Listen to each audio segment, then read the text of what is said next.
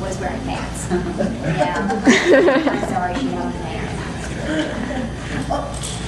Yeah, did you ever see they totally butchered Nausicaa and Warriors of the Wind? Yes. Oh yeah, that was horrible. Yeah, they even had a guy on a flying Pegasus on the cover and all these things that were just not in the show at all. And Studio Ghibli got really mad about that. Yeah. Because they didn't have permission to make that. Yeah. That was a very unfortunate early adaptation that occurred that has been corrected since then. So I'm so glad that you guys got Macross. oh yeah, that was awesome. Robotech. That's bizarre. Macross, the whole Macross story. I was a fan of Robotech when it was on TV in the mid '80s. And so it was really weird to be working on it 20 plus years after I'd seen it on TV. And my husband, Matt, had been a big fan of Japanese animation back starting about 1980, when he was in fact spending $100 on a 30-minute laser disc.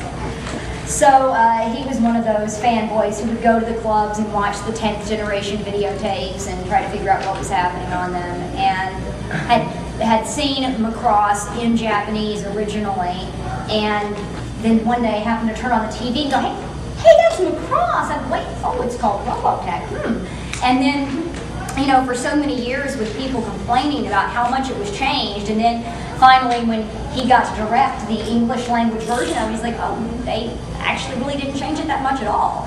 Other than the fact that it got lumped in with two other shows that actually weren't related. But, as far as the Macross part of the story, it really wasn't changed that much. They obviously changed the names and kind of Americanized some of the names, but that was bizarre working on that. And I know you got to work on Gatchaman when ADV did the correct or accurate adaptation of Gatchaman. I was in one episode of that, and that was very exciting. I went to Alamo Draft House in Austin where they were doing a Gatchaman marathon. That was really fun. She's wearing her illicit Alamo Draft House shirt, which is now banned. She would wear it anyway. That's just the kind of gal she is. As far as